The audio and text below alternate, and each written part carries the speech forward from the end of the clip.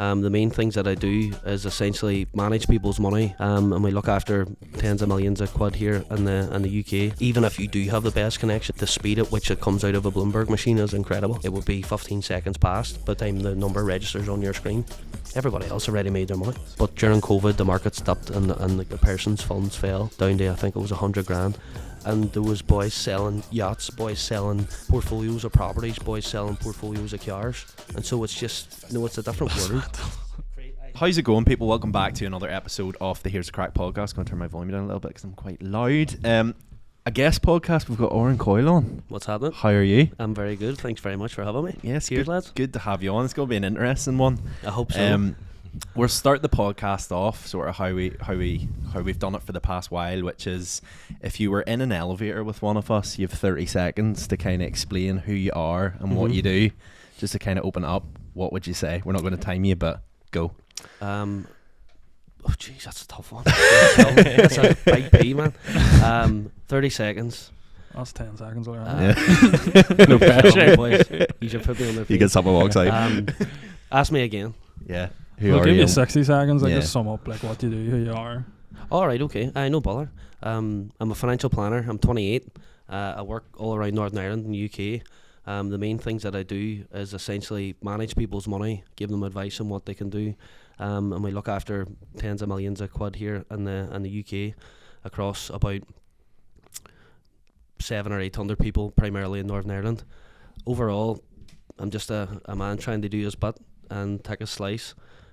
And that's about it. I'm not going to say no more. I'm embarrassing myself. I suppose I'll just go back to the start. Like, did you always have an interest in money and finance, or where did that come about? 100%. Whenever I was younger, we were, we all had similar upbringings. Like the standard of living here is sort of, I would say it's very standard. Yeah. So it's not like there's huge poverty or wealth gaps like that you would see in other parts of the country or the mainland or whatever.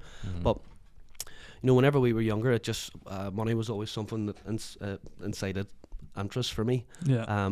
And where I come from, just the people in my family, there's a lot of people in my family who were running businesses, and this was always a topic. It wasn't a specific topic that was discussed, but it was always the nature of, if you work hard and you do this and you find something that you love and you find your passion, then you can make a few quid out of it or whatever. Yeah. And so started thinking about that when I was young enough, probably like 13 or 14, and then it was sort of thinking then about what I wanted to do when I got older. And I thought, I would love to do something that involves money, but then I had a whole wobble between, should I go down the very STEM careers, like being a doctor, or getting into engineering or architecture, like we were talking about. And I sort of decided then I don't really know, because whenever you're younger and they tell you about all these degrees, but you don't actually know what's involved. And they say, Mike, do some research. But I just thought all the degrees would be the same in all the different universities. But eventually, was getting good grades, got the A-levels. The grades started to slip, obviously, because we all got a bit older, and other things in life started to creep in. But I eventually settled on doing accountancy. I actually had a few offers for a few different degrees. It was accountancy, and by the way, I couldn't get into Queen's because my grades weren't good enough, so I had to go to England. A degree in international business in London, and a degree in, I think it was real estate management or something like that, and the University of Essex, and then a couple of our accounting and finance ones. And so I settled on going to Liverpool to do accounting. But that was sort of the start of it all. And up until then, I had sort of been teetering, as we had talked about before, trying to do some stuff on the currency markets, and I was just interested. It just intrigued me, that nature of work, and I just decided, right, I'm going to go on for it now and try and make it part of my life, essentially. And like, did you have any sort of success like doing that, like trading on like the currency markets and stuff when you first started out, or like how did you learn to do that? My daddy at the time, currency trading was something that was really popular in the 90s and the 2000s, because there was a lot of people making huge amounts of money off it, especially during the dot-com in 2000 up until the crash. But the nature of trading was really just here, look, you can start to do this on these platforms online, and you can do it for free, and you can use fake money, and maybe give it a go. And so I started teetering around with it anyway, and using fake money.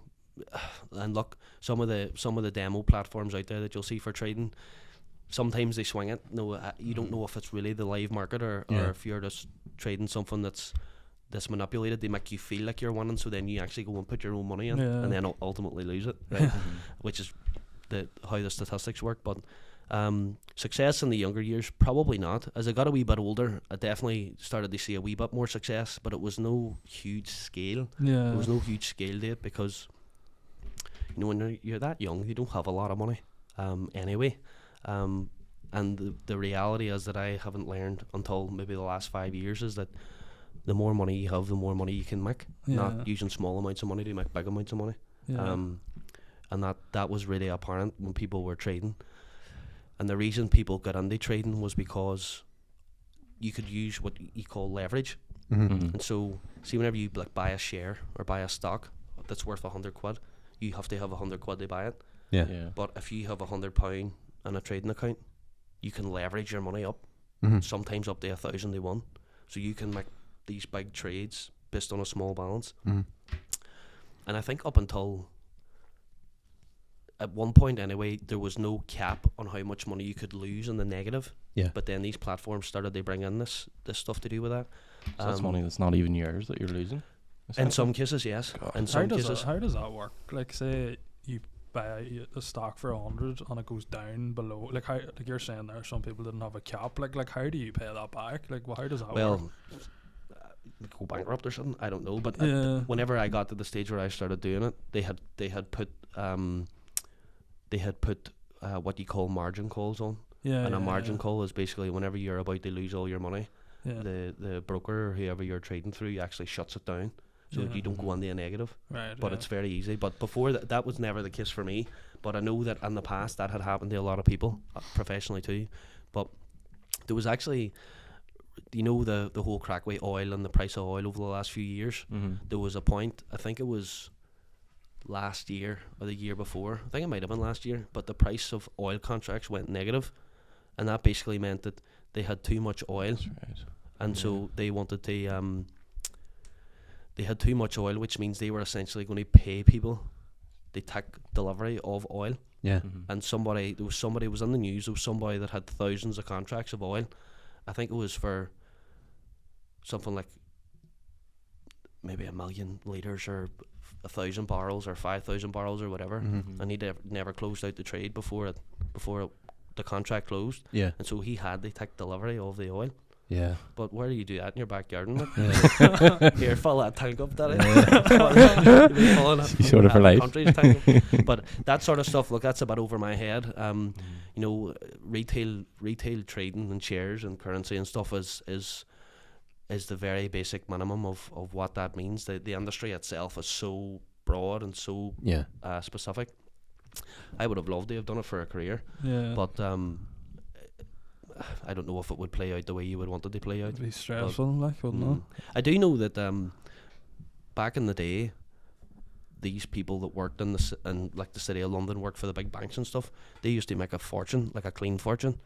But nowadays, the actual traders and jobs, I don't think they get paid anywhere near as much. There's documentaries on BBC and all them sort of places about guys who were getting 500 grand bonuses in January.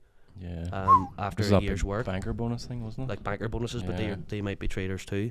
But that's all really dialed down now, so it's not as lucrative as it used to be. But I'm sure there's still plenty of dough to be made there. Like.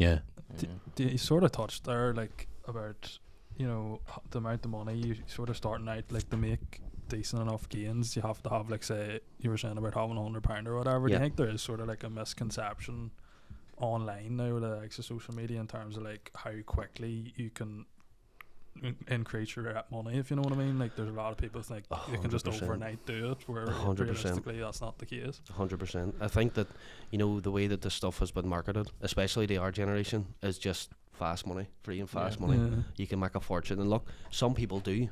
There are some people out there that do make a fortune doing this, but the average Joe is going to struggle, and it can be something as stupid as how good your Wi-Fi connection is. That literally can be the difference between you making money or Yeah. not, or losing money, because you know if your Wi-Fi drops and you're trying to click a button to get in and out of a trade, then you're done. Yeah. And so That's the other thing you were speaking to us whenever we were talking to you on the call about that Bloomberg machine, about how people are like so much more ahead of you than like professional traders compared to the average Joe trading. Definitely. Do you want me to explain that? Yeah, go ahead. Right. So Bloomberg terminals are basically like a specific computer machine that people in the finance industry will use, and I only had a wee bit of experience of through Queens, through the Bloomberg room they had in Queens, and these computers are basically a one-stop shop for everything that you need in terms of information when it comes to trading the financial markets and being in the industry. And these Bloomberg computers, there's even sections on them where they had like an eBay, was like sort of like an eBay section of it, and there was boys selling yachts, boys selling portfolios of properties, boys selling portfolios of cars, and so it's just it's a different world. It's crazy. I swear to God, we looked at this. They actually showed us this whenever we were at Queens, and some of the stuff is insane. It's just like, I'm selling this 60-foot yacht for £1 million, and there's people out there that will never see that amount of money in their whole life. But the computers themselves, anyway, they're like a desktop computer.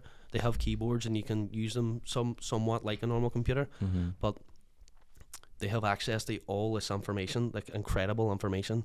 And as I was telling you before, the speed that you get that information at is just second to none compared to if you're sitting on the HP at the house with a laptop or whatever. Even if you do have the best connection, even if you're paying for our subscription services for places that give you this information, the speed at which it comes out of a Bloomberg machine is incredible. Because I don't know what they're hooked up to. They must be hooked up to some sort of international server where the information gets registered very quickly. But as I had explained, a really easy example would be something like one of the most popular things people will use when they're trading is called NFP, non-farm payrolls. That basically is a measure of the job market, job losses and stuff like that in America, and that has a massive effect on the price of currencies, because at the end of the day, if the UK or if the US economy is struggling because of the non-farm payrolls, then the markets move massively, like very quickly too. And in some cases you would have found that this stuff is crazy, but say something can move by a pip, which is basically a really small increment of one in the trading markets and the financial markets. That could move by 100 pips and within 10 seconds, 20 seconds. And so these Bloomberg machines were presenting that information bang on when the information was released, so that these people in the industry were able to hit the button and make the trades and capture money. Whereas if you were sitting in the house on the Dell or the HP, it would be 15 seconds past by the time the number registers on your screen. Everybody else already made their money. So it's pulling this information from from somewhere. It's not it's not predicting it. It's real time information. Yeah. So whenever you have there's expected information, there's the historical information, and then there's the actual. So say the GDP in the UK shrank by 3%. That was the last measure. Then the expected might be, it's only going to shrink by 1% this quarter, but then it only ends up shrinking by 0.5%. Then that causes a big stir in the markets because it's better than they expected. And so if you have that information quicker, you can make the money quicker and better and faster and with less risk. That's the important thing. And I've whenever I was younger, obviously before I was in financial services, we used to use this information, and I used the Bloombergs a few times whenever we were at Queens. They do a bit of trading, and hopefully they don't see that, but what do you do? Well, they said use them, so I tried them, and they worked. But forgot where I was going with that. One thing I wanted to say was, like, when we were talking about this, like, people might be listening and thinking, like 15 seconds, but like in terms of like actual money, like what sort of difference can that make, that information? Well, as I explained these before, if you're putting on big leverage trades, right, and this information comes out at 1 o'clock, by the time that 15 seconds have passed, this makes the biggest difference between whether you could win or lose. Because the bulk of the move and the markets may have already happened, and albeit you're making the right decision by buying or selling, you may be too late. And in terms of money, it doesn't. The money side of it's not relevant. It's the activity that you're doing, because there's some boys out there that might be putting a trade on where they make 10 grand in one go. Boys making £1 million in one go. I don't know. Yeah. But the time difference can be the difference between you winning or losing in terms of it costing you money. Yeah. So the faster you have the information, the better decisions you make, and you can capture some sort of it and win, or have a profitable trade. Whereas somebody who is 15 seconds late, they might make the right decision, they buy because the market's going that way, but they might be already too late, and then people are selling against them, and then they lose. It's crazy. It's amazing stuff. It really is amazing. Do you think there's a possibility for people to actually make money that aren't in like professional at it? Like say, like I know, like say I'm at home and speaking to my ones or whatever, and they're like, oh, I've heard such and such company's gonna go over or whatever, or like I'll put money into this or whatever. But like, is that just obviously that's a risk? Like it is a huge risk, because the Bloomberg machine, using one of them is more or less obviously not fully but risk free. Well, Jesus, it wouldn't be risk free. Definitely not. You can still make the wrong decision. No, you have the information. You can still make the right or wrong decision. But when it comes to you being at home, it's like David versus Goliath. It's very difficult. You know, and it's like anything else. If you have the right tools, you can play the game better. And unless you're in that position where you have all the right tools, and the tools can be the difference between a good job and a bad job. It's like a joiner doesn't come to your house to nail a nail into your wall with a loaf of bread. So that's exactly it. But it's crazy what these things can do. There's so much vast information on there, and it's historical information. So you could have 50 years of information on everything. You know, like there's indexes for the price of a loaf of bread, or there's indexes for the price of something really silly, and how that's changed over time. And somehow people use that to make informed decisions on the market. I think for people listening at the minute, it's obviously like, so you went to Liverpool and you studied accountancy, but like the knowledge you have now, I doubt you got a lot of that from an accountancy degree.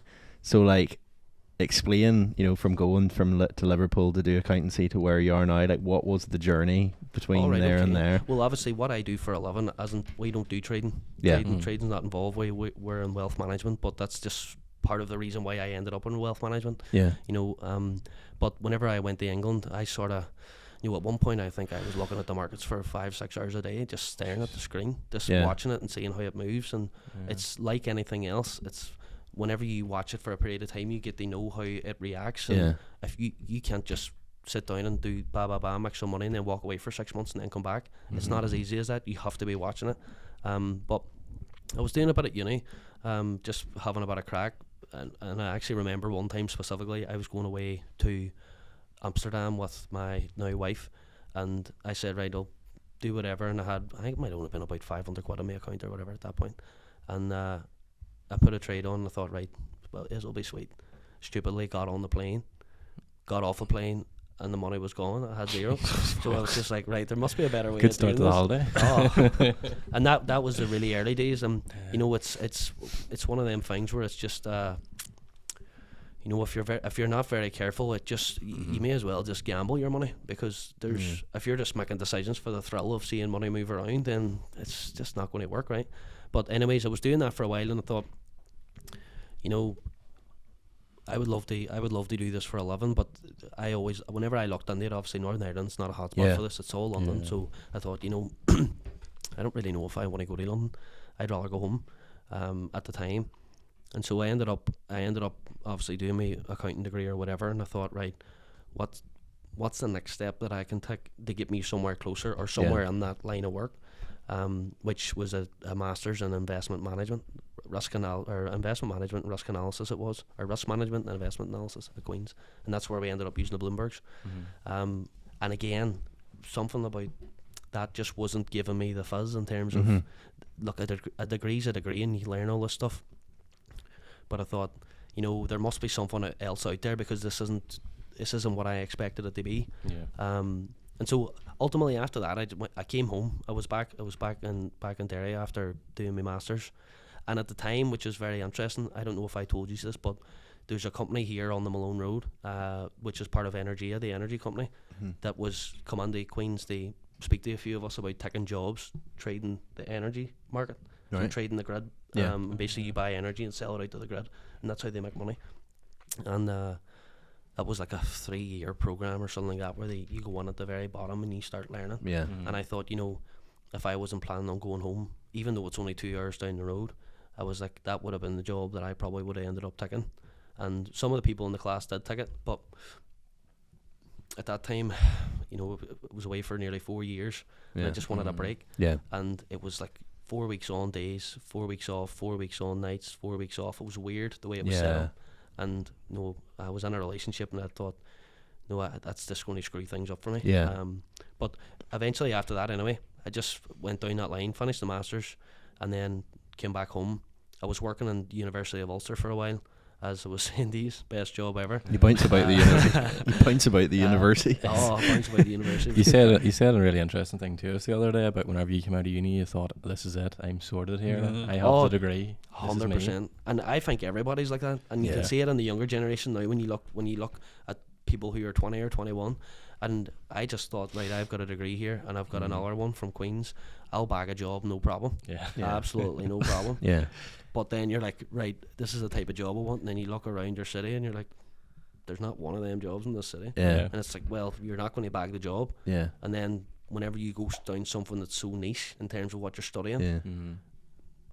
where are you going to apply it? I think it's funny how when you go to uni and they get people in to talk to you about stuff, like normally these people are like 10, 15 years in the actual industry in which you're currently studying. So then when you walk out and you see them traveling off in like a BM or something, you're like, oh, that's where the money's at. Yes. And then like I know for me and Tommy coming out like from marketing, it's like we come out and it's like you're looking at all these people and you're like, yeah, like, but it's exactly what we said before we hit record. Like for us, like the degree was just a piece of paper to get your foot in through the door, and it's what you do afterwards to like prove your worth and like actually make like work your way up like the ranks or the ladder, as you like to call it. Like, but it's so funny leaving uni and you do realize like there's not a lot out there, and anything that is out there ain't well paid. Like it's just the experience side of things as well, though. Yeah. Like it's like you'll go for interviews for jobs, and it's like you've just finished uni and they're expecting you to have 2 years experience in the industry, and you're like, Catch 22. do you know what I mean? Do you know what though? That's this whole remote working thing that's come up now. That's really changing things, because Northern Ireland in general doesn't really have high paying jobs unless you are experienced, or you get lucky when you're young. Unless you work your arse off to get to a certain place or work through whatever company you're in. But this whole thing now where people can get paid mainland wages whenever they're sitting in the gaff here, that's crazy, because it's making a big difference. You can see that it's making a big difference here. People have more money, there's more things happening, but I do agree with you. The experience side of it is very difficult, because basically all you're saying is, right, I have a degree, I need somebody to take a chance on me. Yeah. That's exactly what it is. And you get lucky hopefully somewhere, and then you just have to decide how you're going to and then move forward. And you look on the likes of like LinkedIn and stuff, and like I think with LinkedIn you kind of go on, like I'm more than happy in my job at the minute, but like I do go on from time to time and just window shop. You don't get fat looking at the menu type thing, but like I was just sort of looking through, and then you see like, whatever for whatever company, 67 applicants, and you're thinking to yourself, I'm not in a room with 67 people. It's not Hunger Games. You can't walk in and just start. But you're banking on your piece of paper standing out from the rest. Then everybody's like, oh, that's why I do it on yellow paper. Shut up, like lights up. Do you know what though? The mad thing is that a CV can be so irrelevant. Like you could be so bad at writing a CV, but you could be the best person for the job. Yeah. And that's why I think that either like personal recommendations or meeting people face to face, like a CV is just to get you through the door. Yeah. No, and that's all it is. And it's how you phrase it as well. Like if you're doing the likes of, if you're working a part-time job stacking shelves in Sainsbury's or something, you could turn around and be like, oh, stock management. And they'd be like, oh, this guy's switched on, like, yeah, floor 100%, operations director. Bread director. Yeah. But so obviously went to Ulster. So what did you do for Ulster? Secretary, right? Solid. Hey, it was a good job. It was great. And you know what? It was a last minute job. Whenever I came back from Queen's, I was back working in the bar that I had worked for years and years, since I was like 17. Yeah. And somebody who was a contact of my brother-in-law just emailed me on a Friday and said, we have this contract starting on Monday in university. And I had no job. Well, I had a job, but it wasn't like No, I was going, geez, if I went through this 4 years to end up back where I started. Yeah. So I was like, right, I'll give it a go. Sure, it's better than nothing. Started on the Monday, and I was only there for 12 weeks. 12 weeks. Mhm. And funnily enough, the day I was leaving that job is the day I got the job to work for the company that I work for now. Yeah. So it was just pure luck. I landed on my feet, something serious. But if I hadn't have been working in the university, would I have got the job that I'm in? Maybe not. Yeah. Maybe not. It was just the establishment maybe that carried a bit of fizz that maybe got me through the next door. But Aye. that's the way I consider it. It's just loads of doors in front of you. You have to open one into the room so you Yeah. can get to the next door Yeah. and see what happens. Yeah. Before I move on, like I suppose looking back in terms of like what you've done in uni, like would you have done anything different in terms of like what you studied to get where you are now, or would you change anything? I don't think so. No. I don't think so, because obviously we give financial advice. I'm a financial planner, but being able to read company accounts is really important to my job. Mm-hmm. No, we have some exemptions from we're like sort of semi-qualified accountants, but like I would definitely not be able to do a set of books, but I can read them and I can understand how businesses work and cash flow and all that sort of stuff. So I definitely don't regret doing the degree. Yeah. But I also had a business management. My degree was accountancy and business management, so it wasn't just full accountancy. So Yeah. I was getting exposed to some of this other stuff that I thought that I would have needed if I ended up going into like big industry, like big four stuff, like Citibank or something like that. That's ultimately where I thought I was going to end up because of what happened whenever I came back. It was like, where else do you go? Because that's Yeah. where everybody goes now when they come out of uni. But no, I definitely don't regret it, lad. Definitely not. I think it. I wouldn't look back and say I have a better taste in my mouth. Like I had a good time when I was in England. I met loads of people.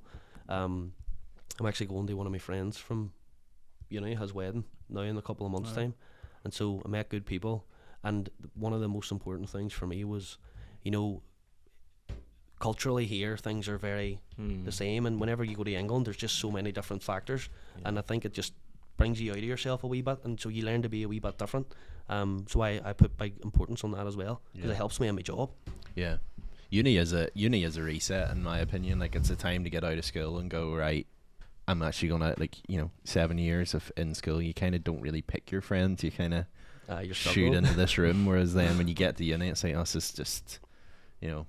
is just a time to reset and actually think about like who do I want to be friends with, like who, like sort of pick and choose type thing, and actually be who you want to be. So that's fair. So I suppose like going on to what you do now. So like explain in terms of, you were working at Ulster, you got your job. What sort of position did you go straight into what you do now, or what? The very bottom. Right. I was basically, what happened was I was two of my colleagues, one that's still with us and one that's not with us anymore, were going off to give birth essentially, and or going on maternity. Going off to give birth. Sorry. Just pop it out. And basically, at the time, because we were so paper-based, and the guy that I work for, he was always out of the town. He was always away seeing people, and so they just needed somebody to be a body in the office essentially. Like at that point, wealth management sounded fantastic. I was all right. Sounds like this could be for me, but it was very basic at the start, and then it just sort of evolved over time. And I remember, it's so strange actually being. It's like whenever you're I was in the office on my own basically 4 or 5 days a week, all day, and so you just be looking around you, going like, right, I'll do a bit of work, whatever. But it can get lonely. It can get lonely when you're just sitting in an office on your own. And I suppose that's over time. Then you sort of appreciate the fact that you get to meet all these different people and learn about them, because that's where our job is about people. We have to be people, but that's the nature of our job, is relationships, and how we work. But I went in at the very bottom and just put the head down, and it started to evolve over time. Talk about after about 2 years, I started this. It was no qualifications involved at that point, but I was doing work that was basically so you would call it a power planner, which is like an assistant accountant, but like the architectural assistant. No, sure, you're able to be involved in how financial advice is given, but you're not legally allowed to give it. So you can help write it, and you can help come up with solutions and whatever. So I was doing that, and then the opportunity came up to start doing exams, and basically the guy I worked with said, if you can get the qualifications, we'll go down the line of maybe seeing if you can get a license to give advice. And I done 4 or 5 exams back to back in 4 or 5 months, every 4 weeks, got the qualification. And I think they were surprised that I got it so quickly. And then, because I just kept pushing forward, and might have been luck, might have been good timing, but eventually the business was getting bigger, so they needed somebody else to be able to give advice. Because, like, we see majority of our clients once a year, and if you have 500 clients, that's a lot of bodies to see. And that's before you see new people. So you have to keep up your obligations and what you come out of day whenever you're ready to give somebody advice. So then got lucky, I suppose, but like I work hard, and I'm very lucky to be where I am. I do think there is an element of good timing and luck there. But I work hard enough for myself to feel like I am appreciating the opportunity, if that makes sense. What was it they say? It's like timing when timing meets opportunity, like the whole luck thing. It's like where timing meets preparation or whatever. So and you know what? See, at the time, I could have turned my back on it. And I remember sitting thinking, like, if I don't follow through with this, if I don't go down this road, then what do I do? And I think sometimes it's the simplest thing you can do for your career is just come up to something. Because if you have your job hopping all the time, you're never going to get far. If you sidestep or move into different industries or whatever. And I thought, no, this is my chance. I'm going to go for it and try and ignore the noise, because you start getting a lot of contact from people outside who are looking to poach you, and people from other industries, because of the skills that you get. And you just, sometimes they offer you more money, but sometimes you have to just keep thinking, no, this is what I want to do, this is where I'm trying to go. It's not just about money, it's about freedom of choice and your lifestyle and all that sort of stuff. So, but I'm very lucky. I really am. I really appreciate where I am. I think even the fact that like you came out of uni and basically were willing to start at the bottom and like work your way up, because like I think there'd be ones come out of uni being like, I haven't studied in uni, to like basically start there, To be fair though, I was resentful when I had to do it though. Definitely, because I was sort of like like whenever the glass shatters and you're like, this is not the way. You think it's going to be a certain way, and then the glass shatters and you're like, right, am I in denial thinking that I was going to get to this position straight out of uni? And so I just took it as a learning experience and thought, this is my place for now. And I'll try and make a difference and change it over the future. What sort of was your expectation like when you finished your degree? When I finished my degree, what were you thinking, like in terms of like what sort of role you'd be doing? I thought I would end up doing some sort of banking, some nature of banking, and I always liked the idea of investment banking. And I know a couple of investment bankers, and I know eventually I learned that you have to go to the major cities to do that. Dublin or London essentially is where you need to be in that sphere. But what I didn't realise was, like, things like marketing, every other career you can do, it's not just like it's a blanket term. There's thousands of different things that you can do in your own industry. And I never understood that. I just thought it was very, very blasé, in terms of this is what this is the job title, and everybody that does this job does the same thing, but they don't. Like Citibank is a big example. Like you have middle office, front office and back office, and middle office there might be 500 different jobs that you can do, but they're all in the same level, if you know what I mean, which is very interesting. But I thought I would end up in banking of some sort. I really did. And then I remember one time I actually interviewed for a role as a junior, or like an assistant accountant or whatever, in Derry, and the guy interviewed me. It was a local firm, because I had no other options. That was before I got the job that I'm in now, and I was like, I'll interview for this job and see what happens. And he was like, right, you've got the degree and you've got this and you've got good skills and you have some experience, because I had done some experience in a law firm up here, just to try and make a CV look a bit better. And he was like, but you don't want to be an accountant, do you?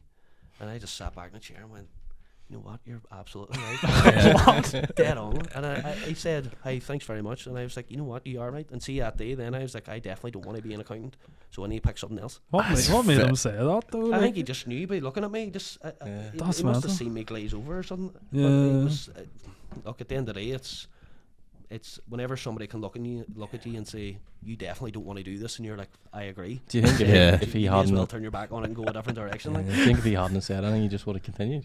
If he had offered me the job, I don't actually know if I would have taken it or would have taken it or not. I really don't know.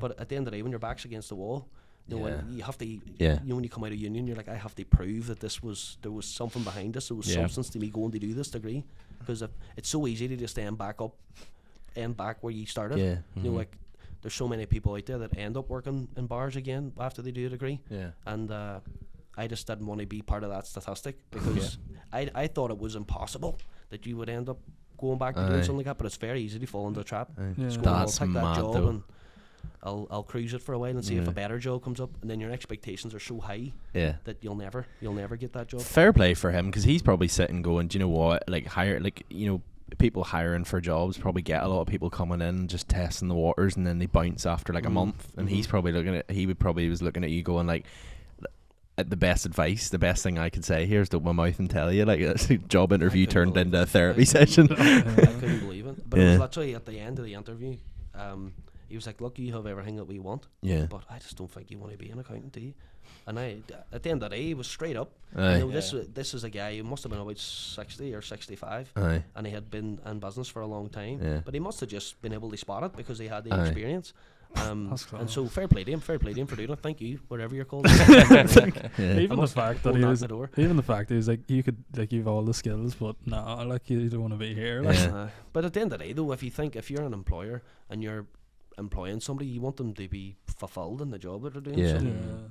If you're not fulfilled, then you'll do the job, but you'll be going home crying every day. Going, what am I doing with my life? It's so interesting though. Like, I hope like ones if they're listening that are like maybe in uni now or like about to leave, like, it's fucking hard to get a job. Like it is. Like, and I think getting a degree doesn't necessarily mean you're sorted for life. Like, definitely not. But to be fair, the industry that I'm in, there actually is a huge cry out for people to join the industry, because it's just not, accountancy, engineering, being a medical professional, being a nurse or something like that, being a dentist, all them type of things, they're all really open, and they're all sort of brought out into the daylight whenever we're at uni or when we're at school. But financial advisors or people who work in financial services, it's not a job that people would consider sort of, gets the same exposure of some of these other lines of work, and it probably should. Like, I think there was a statistic that there's less than 10,000 financial advisors or something like that in the UK, but there's like 60 million people, and the need for advice has got so much more because of the way the world's going. So anybody who's watching or listening and consider pursuing a career in it, I think it would be, everybody, it's not easy, but you could have a good stab at it. It's funny because when you grow up and stuff, like, unless you have parents who are like completely clued in, like, I'm even referencing the way I was brought up, it's like, get your money, put it in a bank, done. Like, that's and just watch the number grow. And that's, whereas now that I'm older, like, even now, like, getting married and just bought a house and stuff, you're looking at things and going, this just isn't it. Like, you know what I mean? It's just not. Do you know what? There's a lot of people out there that over their lifetimes get comfortable by doing that. You can get comfortable. You can have a good life if you do that. But at the end of the day, there's just better ways of leveraging your money. There's better ways of leveraging your time. Like, if you can work remotely, then you will work remotely. If you can make your money grow over the long term, then why would you not? It's there for the taking. And especially when it comes to tax, the government come and lay out all these rules and laws and products that you can use to save and avoid tax, but then the majority of the population just ignore it. It's all the rich people that are using it, and they're making a killing off it. And that's the one I want to come back to trading there. And the reason why I thought over the last few years that trading was never something that I would ever go back to is because whenever you say you have 100 grand and you're trading it and you make 25 grand, you grow your money by 25%, right? A pension itself immediately can create similar growth straight away. So if you say you put 10 grand into a pension, you get two and a half grand of tax relief straight away.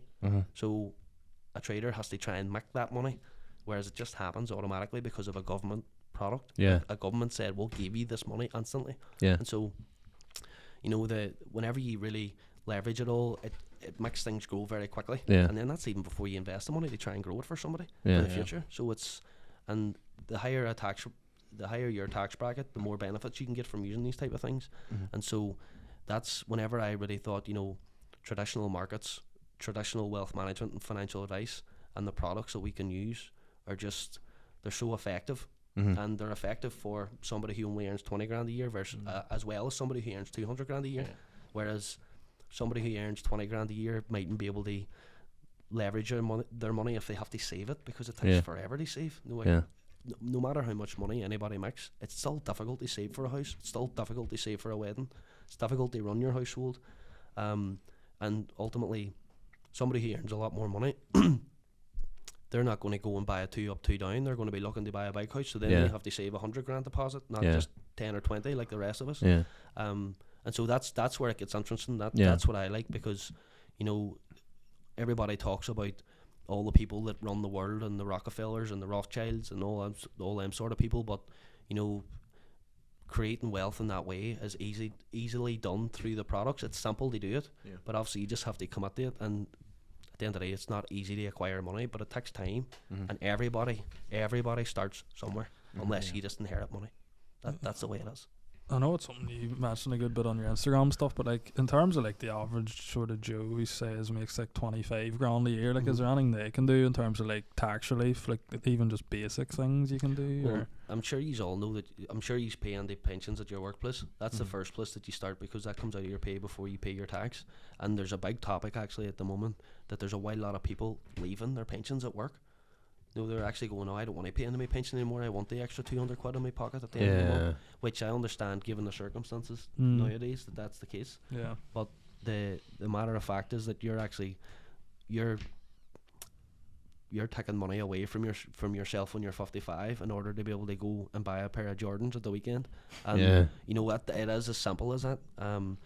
So that's the main thing. Paying into your pension with work's a really big topic. And obviously, whenever people earn more than 50 grand a year, they get more tax relief out of using that. But for the average Joe, you know, at the end of the day, it depends where you're trying to go with your life. But my view is, if you are getting married or you are saving for a house, then that's the first thing that you should be working towards.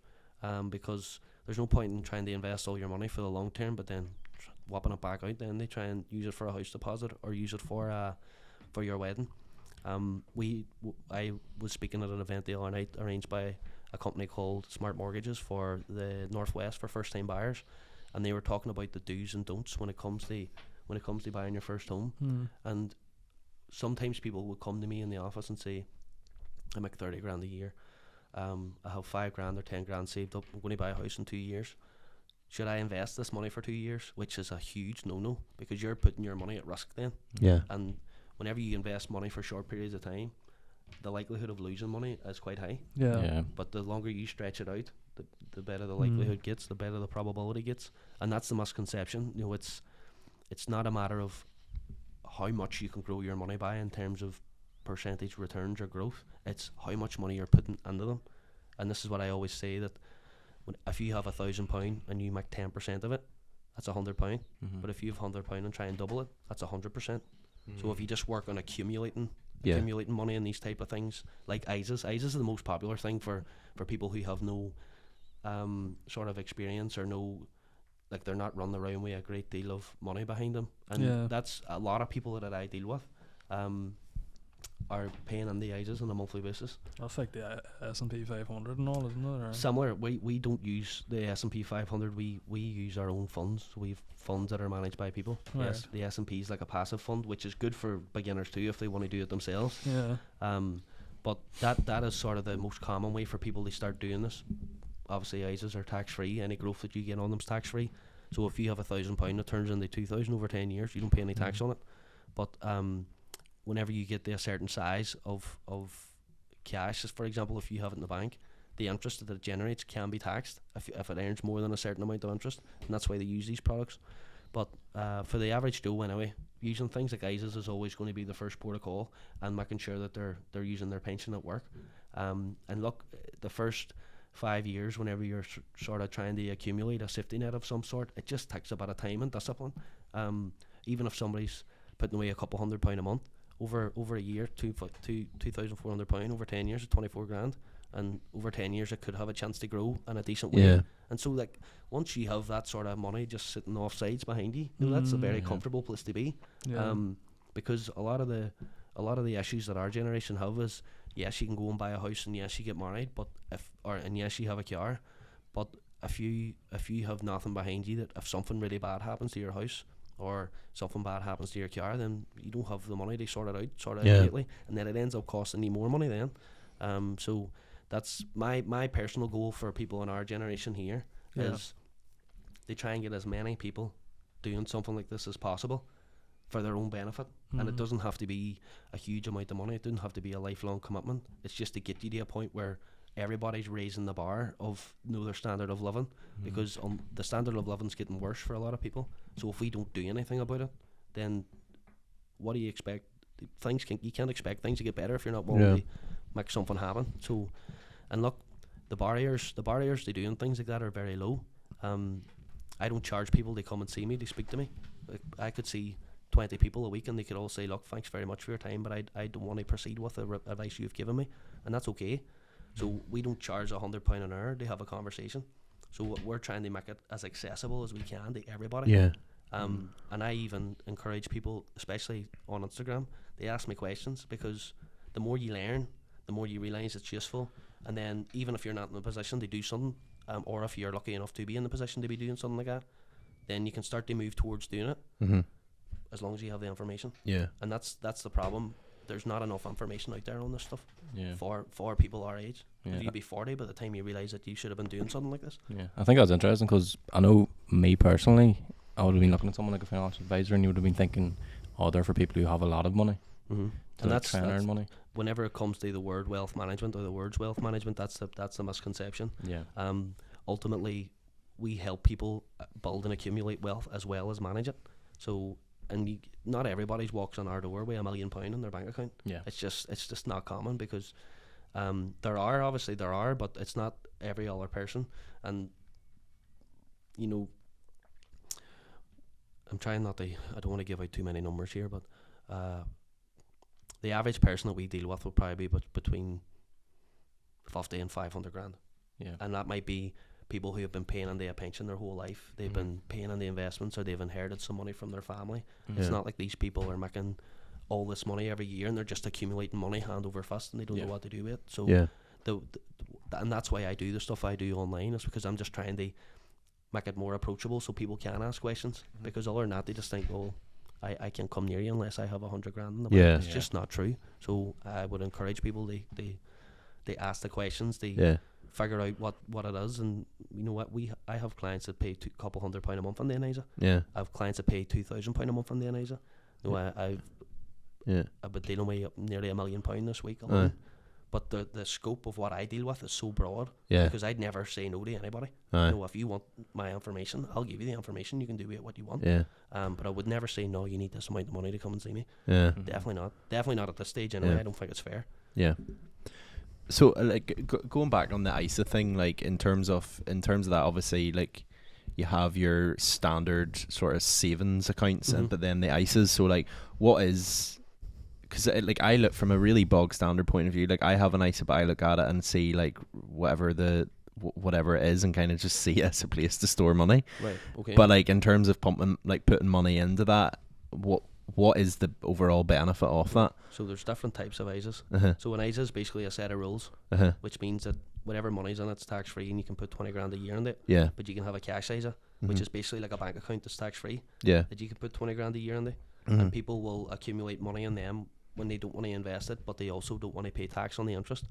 Because if you have 200 grand in a bank account that's creating 3 grand a year of interest, you can get tax on some of that money over your personal savings allowance. But there's cash ISAs. You have the lifetime ISAs that you can use for buying properties. You have a thing called innovative finance ISAs, which are widely unknown, because they're like, I think that they're peer-to-peer lending. The money that you put into them is then lent out or something. I don't know exactly how they work. And then stocks and shares ISAs. So the overall benefit of a stocks and shares ISA is the fact that they're actually investing the money within them. So your average cash ISA at the bank is just cash. So 10 grand's 10 grand, but whenever you invest it in the markets through whatever type of aggression or non-aggression, it can have a chance to grow. So like, say for example, and this is a real example, say somebody has 100 grand in an ISA, and they've accumulated that over a period of years, and over a 10-year period that 100 grand turns into 200 grand. but that person then withdraws 100 grand. Yeah. So they have 100 grand, but they got their own 100 grand back out. Yeah. And so that money that's still sitting there on the ISA Uh-huh. is still having the potential to grow and grow Yeah. and grow and grow. And that's then these things become a vehicle for generational wealth, and people pass them down to their children. Yeah. People spend some of it. People take income out of them. You know what?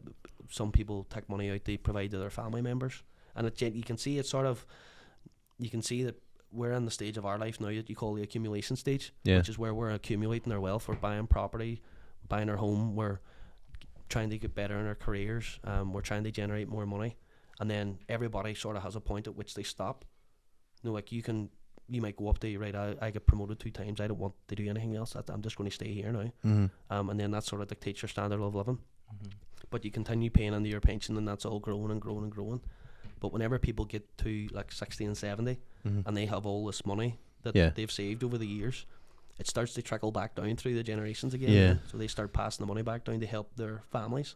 And the way that I see it is basically, you know, everybody has their family history. Everybody comes from a certain place, and it only takes one person in your family to change the future for the rest of the family. Yeah. You know, like, and that's some people might get lucky when they're running the business and they have a big business, or some people might be very intelligent or end up in a certain job, but if they accumulate a certain amount of money that passes down to their children, then Mhm. their children are never going to have the same problems that they have, and so on and so forth. Yeah. So it's mad watching it.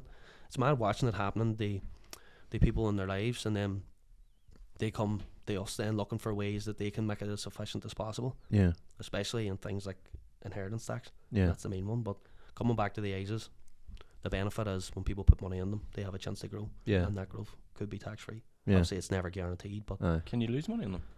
you can. Yep, you can. So and I want to be very clear about this. The value of an ISA is at risk, right? Yeah. So if you have 10 grand in a cash ISA, it stays at 10 grand, and you get your interest, right? So it might be 10,200 Mhm. after a year. The value of stocks and shares ISAs fluctuates daily. So you can fluctuate down to 8 grand, you can fluctuate to 9 grand, you can fluctuate up to 15 grand, and it moves daily because it's invested in all these different things. Yeah. But as I come back to the likelihood of losing money, like at the end of the day, I'm connected to the biggest company in the country, in the UK, that does this, and they spend millions of pounds a year researching the investments that we use for our Yeah. clients. Mhm. And so the probability of loss over a long period of time is actually quite low. Yeah. But even in the shorter term, obviously we have charges and our advice isn't free and whatever. But if we invest somebody's money and they pay charges, and then they want their money back out 6 months later, the likelihood of them making money is very low, Yeah. Mhm. or having the chance to grow their money is very low. And so whenever we scale it out over the long run, and including the theory and the way that our investment portfolios are made, the likelihood of losing money becomes diminished, Yeah. but you can never guarantee it. Yeah. So I'll give you an example. We had a client who, I think they had about 140 grand or something invested with us, and that was an ISAs, I think, actually. But during COVID, the market stopped, and the person's funds fell down to, I think it was 100 grand, and she had invested 90 grand at the start overall, and so she started panicking and thinking, right, you know, should I pull this money out? I don't want to lose money. And we told her multiple times, don't do it. Yeah. This is part of markets. Markets are Yeah. cyclical. It's a guarantee that the money's going to go up and down. That is a given. Yeah. Mm. It's just over time, it's naturally going to go up. And so eventually she pulled her money out anyway, even though we told her not to. But about 12 months later, she would have had more money than she had at the Yeah. start of COVID. And that's the way it works. You're rewarded for biting your tongue and keeping your hands under your legs. Yeah. And all financial services is exactly the same, and trading's the same too. The less you do, the better. Yeah. And when we invest people's money, we expect it to be invested and then left alone. Yeah. Mhm. People can follow it. Sometimes people don't even want to follow it. They just Yeah. get their statements every year. But doing nothing is the right thing to do. Yeah. So it's not all glamorous and me shouting at screens and all this every day. It's Yeah. it's all very relaxed and left alone, essentially, unless we feel it's really appropriate to make Yeah. changes or through the client. So it's very interesting. Very Do you interesting. think that is like a difficult part of it, where you have like people who maybe don't understand that they have to leave it over like 10, 15 years to see the real benefit of investing in like the stocks and shares ISAs? Well, that's your job. It's your job to present it in the right way when you meet them. Yeah. Obviously we have to go through our qualifications and whatever, but managing people's expectations is the most important thing. Especially because of what we've already talked about, the chance or the potential for fast money nowadays. And although you can make fast money on some things, but no, in this game, this is long-term accumulation and management of money. It's not let's flip your money every 15 minutes. No, it just doesn't work that way. But it's our job. They lay it out on the plate and say, look, this is what we expect, and if you're not willing to do that, things obviously can change in 5 years, and somebody might really need their money. That's fine. Yeah. But we say, look, we're not going to invest this money unless you're willing, or the intention is to leave that money alone for a certain period of time. Yeah. And that, you could go out there and say, no bother, yep, just be a yes man. But like, at the end of the day, your license is on the line. You can get jailed for this stuff if you give bad advice, or if you misrepresent, essentially. So at the end of the day, you might be going, right, well, I'm doing myself out of a client, but in the long run, you're keeping yourself safe. Very safe. I think it's an interesting one too, because I feel like a lot of young people now are all about that quick, fast money, like the likes of crypto and all that crap that's happened recently over lockdown. What do you think about all that there?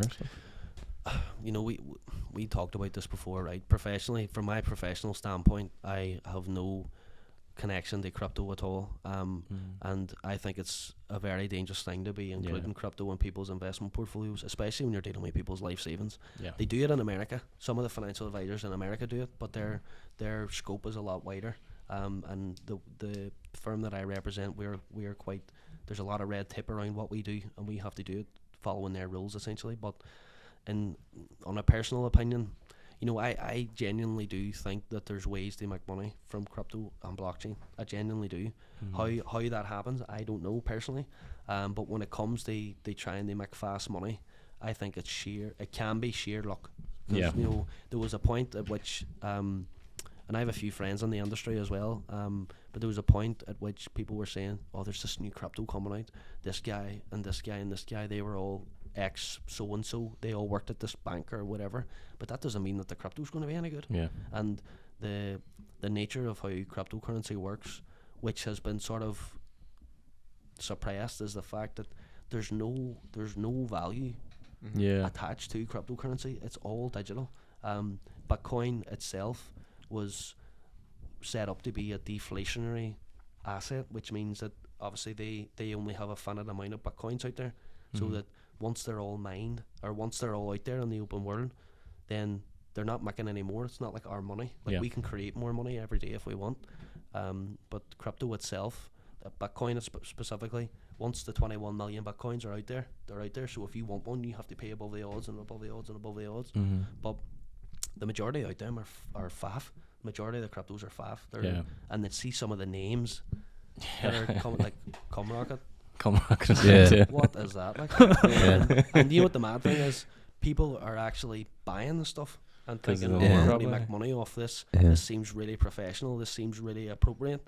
And a lot of it is manipulated. I suppose even Dogecoin as well. That was based off a meme, wasn't it? To be fair, that's the thing, because see the major markets, the major traditional financial markets around the world are dictated by like economic data. So they're influenced by things that are happening in the world. How many people are in jobs, how many homes there are in a country, inflation, all this sort of stuff, GDP. But the crypto market is just, it's basically a hype game. It's a hype game, and the underlying technology, as we had talked about, I think is fantastic, and I think it does have a place in the world, because it's made things a lot more efficient. But I just don't know about the actual buying and selling of tokens themselves. Is going to be around, for a long time, especially if they start if they bring in red tape legally, it's going to destroy a lot of them. I think that's something we learned with the NFTs, was the hype thing, because you'd buy an NFT before it was even revealed, and the price of it would pump, and then right before it revealed, like, it would be the highest, it would start going down, so it was more just like the hype of it actually revealing was a big thing, and then once it revealed, it was, what was it, was minted them, wasn't it? You could mint them, and then they were revealed, like, it might have been like a day or two after. That's right. But it was just marketing, basically. NFTs are nuts. Whenever whenever you were getting people going on blockchains where you could buy virtual real estate and then you could buy NFTs that was like a sofa and a house on the internet, like it's like just like Sims on steroids. It's mental. It's just it gets a bit blown out of proportion and it goes too far. But you know, NFTs, I don't know if the technology of NFTs has a place somewhere. I don't know, but you're right in the marketing sense. Like there's people that made a lot of money off them. Yeah. You know, but a lot of the people then were criticised for basically taking other people's money, because that's essentially what it is. You're using your money to buy something that they're creating, and then they pull the rug or whatever and just dump it all, and then they've got all your money. Just a transfer of money. And that was a lot of celebrities got really criticised for it. Like Logan Paul recently, like that was obviously a big thing that blew up. But some of them has lost a fortune too. But it's like they're hyping it up and they're like, yeah, we're gonna do something with this project, and like it goes to shit, and they're just gone. Like he just abandoned it, like, and people have put fucking thousands into this. So, you know, it's crazy. There's people that have put serious amounts of money into stuff like that, and some of them have done well.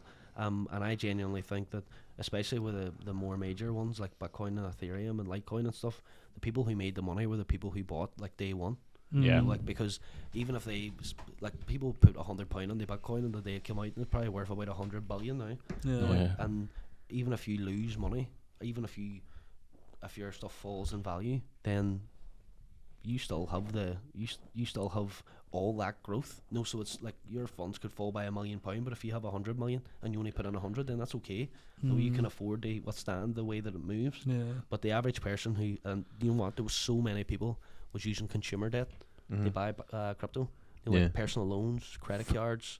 There was a lot of people doing that, and then you get into the situation where can the economy implode because there's been so much of people's money pumped into it. And you can actually see now that people are starting to come back to the traditional markets again because the hype's over. But look, again, crypto moves in cycles as well. I'm sure there'll be another pump soon. You know, people will start getting on board with it, and you know, at the end of the day, see this ChatGPT thing that could make a crypto. I don't know. No, and majority of the cryptos that are out there now are just white labels of each other. They just have a different name. Pretty much. Which is nuts. So do you think it is difficult as well because it is so new? Like you have the likes of Bitcoin, who's maybe been around, what is it, like 10, 15 years now, but then you have like the ISAs and stuff where like you can invest in companies, and like the likes of the S&P 500 where like it's shown over like how long has it been around, like the historical data's there, you know, it's like trustworthy basically. Like, whereas you've crypto, you're like there's crypto, like I have a mate who's invested in crypto and it went to zero. He had like 20 grand in it. Was it not gone? Luna? Look, I think it's not going anywhere, right? But you know, I don't really know if it's ever going to be treated like the way the traditional markets are treated. You know, there's banks out there and stuff that are buying crypto, but the banks and the people with influence will just end up providing the infrastructure to this stuff, and they'll make money off that. They'll not make money off the actual crypto itself. I think he'd said there might be something there with the actual blockchain technology of it. I do think so. You know, the blockchain technology, although I don't know a lot about it, it seems like it's applicable in lots of industries in lots of different ways. But that's like a new strain of computing. You know, like Windows or Mac or whatever, or computing languages. No, blockchain will be useful in some way or form. But I don't know if the things that are attached on top of them are going to work. You know, the problem is that once, like you've seen it with this FTX thing, this big place that just went under essentially, and that was the second biggest one in the world. And so if that can happen to a bank too, obviously, but there's rules and laws and things like that make a bank avoid doing that. There was like an investment bank there went bust in Silicon Valley recently as well, wasn't there? I think that was called SVA. I think I was reading that. I was actually reading that yesterday. But like in terms of that one you're mentioning, like I think like things like that scare the fuck out of me when you see like exchanges going bust and you're like, that's it's a Wild West. And like your boy out of Shark Tank was fucking invested in that as well, and he just didn't know. Like he was like, what the fuck happened? Like, this shit is crazy. Like. To be fair though, there's a lot of stuff coming out about that exchange that seems fishy and shady. Like, know what they were doing with the money, and they were using customers' money to invest stuff in their other companies and all this sort of stuff, and that has put criticism or the lights on for the other exchanges. But at the end of the day, it's a good thing because it shows that they need to be regulated. There needs to be laws, and once there's laws, the industry will be safer, and more people will probably move towards it. And then we'll see if it's really got a place to stay and the world. You know what I mean? Yeah.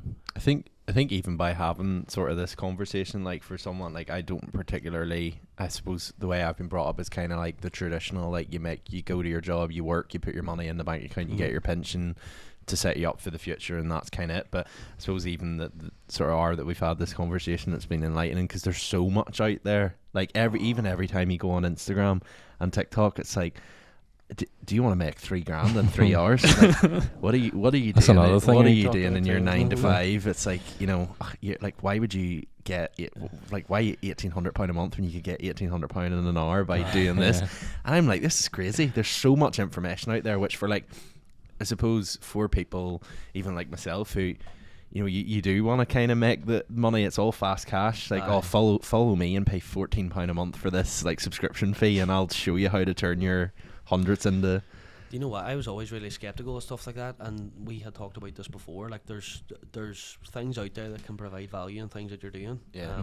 Definitely, but it's always it's the things that you would probably never think, but the things that seem so obvious that you could make money off it, it's usually nonsense. And we talked about this before about trading and people peddling how you can make money trading the markets and all this sort of stuff. Forex signals is a big thing on Instagram. Forex signals is a very dangerous thing because I don't know if a lot of people know this, but whenever you take forex signals from somebody and they sign you up to a broker, they obviously, we talked about this, you get paid for it. They get paid. They bring you on, so they get paid like a commission. They recruit you. So whether or not you make money, they don't care. No, they want the recruitment fee essentially. But also on top of that, whenever you trade, they get paid for what you would call a lot. So one lot is basically 1.00, and you can trade one lot of the pound versus the dollar. And after you trade 5 lots, that guy that recruited you will get paid too. So he gets like a rebate on what you're trading. So if you're trading loads and losing all your money and making big gambles, that boy's getting paid a bomb. So his signals he might only take very limited risk with his signals, but I'm sure you all know that they'll say, don't risk your money, only risk a certain amount of your money. But people just blow the lot off it and just be as aggressive as they can be. But they make a lot of money off the recruitment and your trading fees. Off trading itself, I don't know. Right. I don't know. So they're trading signals and stuff. You're very HS TikTok he started doing that.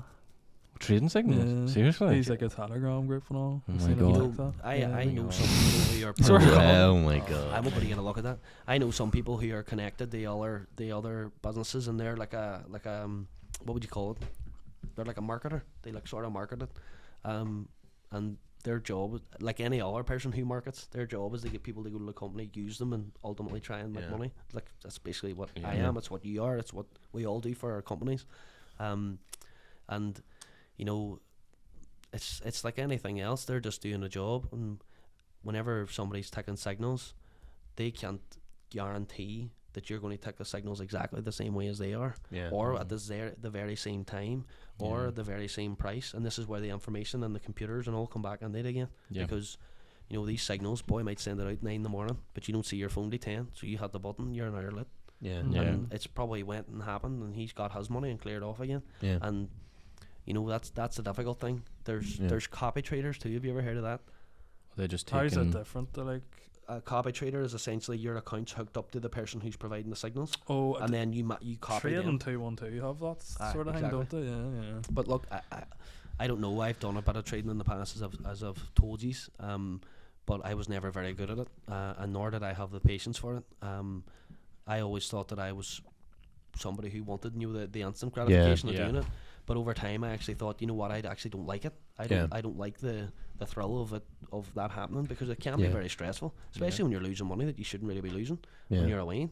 It's no different than going on Bet365 and putting £100 in a double. If you're on a brokerage and trading with 212 having buttons.